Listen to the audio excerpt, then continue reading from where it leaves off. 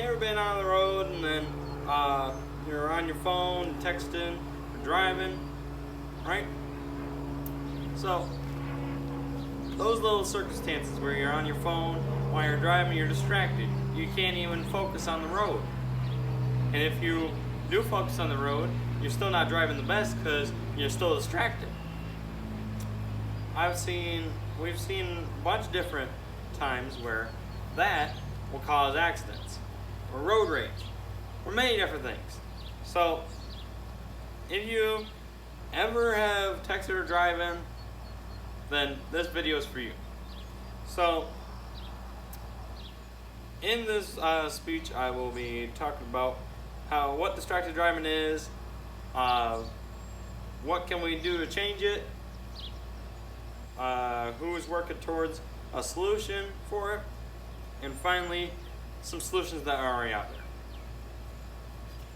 So, myself, I drive all the time. I go up to campus for my schooling, but that's my car over there. I've only been driving for about a year now, but I've seen over at least 200 different people that are distracted driving. They'll go off the road.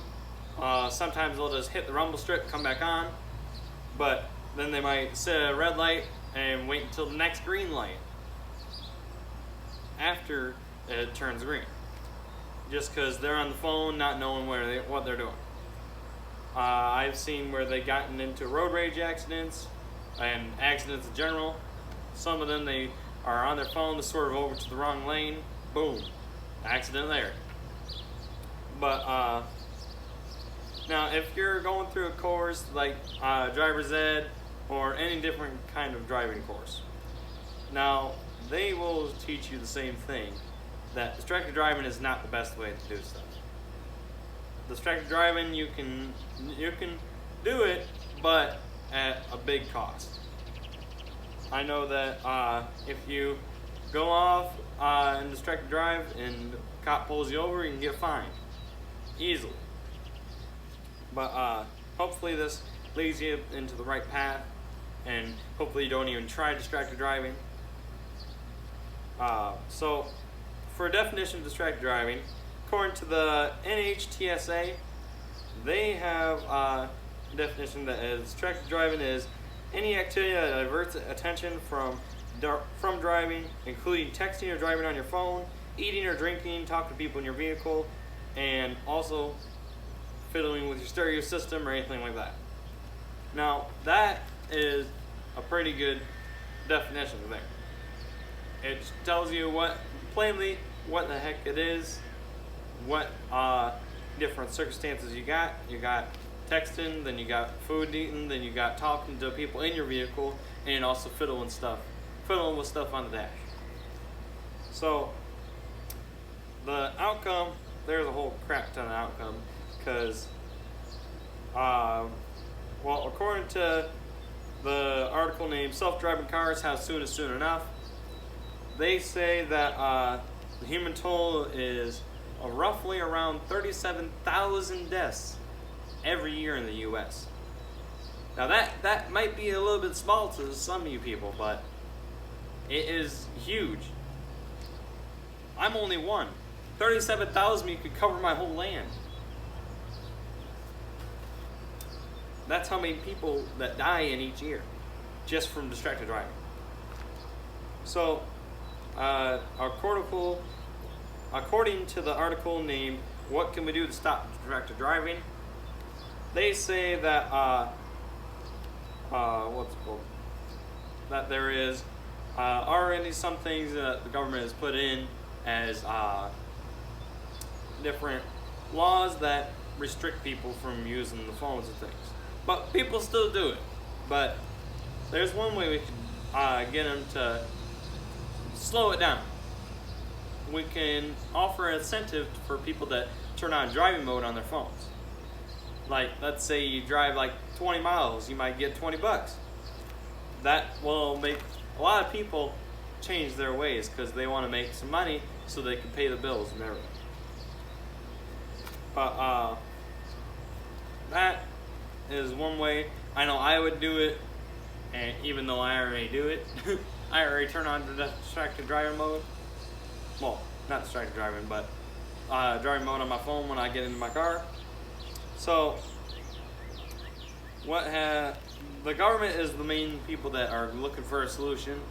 They've already done the law part, which is they prohibit all cell phone use for certain populations, such as teen drivers and school bus operators.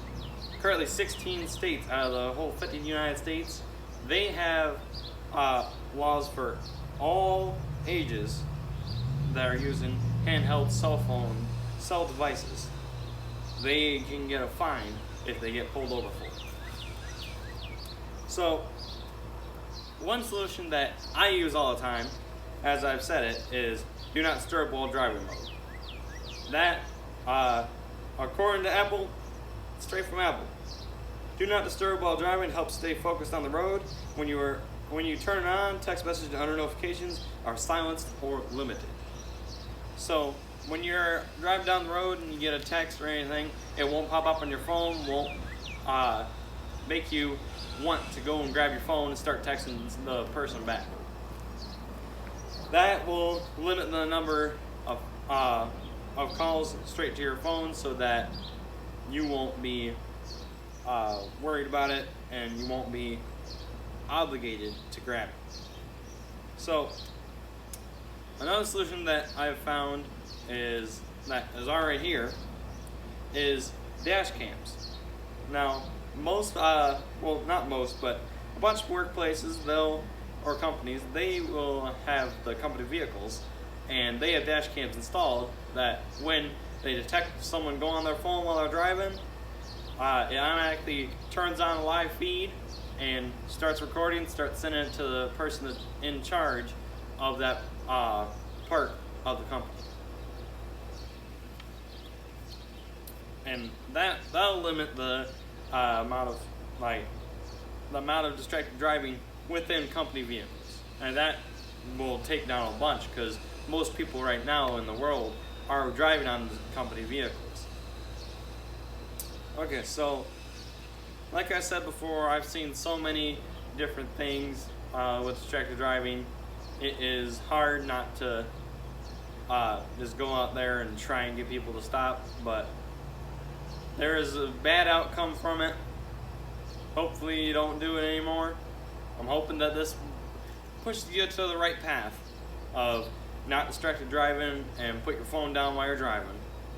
But in this speech, I have talked about how what distracted driving is, what's the outcome of it, what can we do to fix it, and finally, then who is looking for a solution. Then finally, some solutions that are already here. Like I said, I hope this pushes you on the right path. Thank you.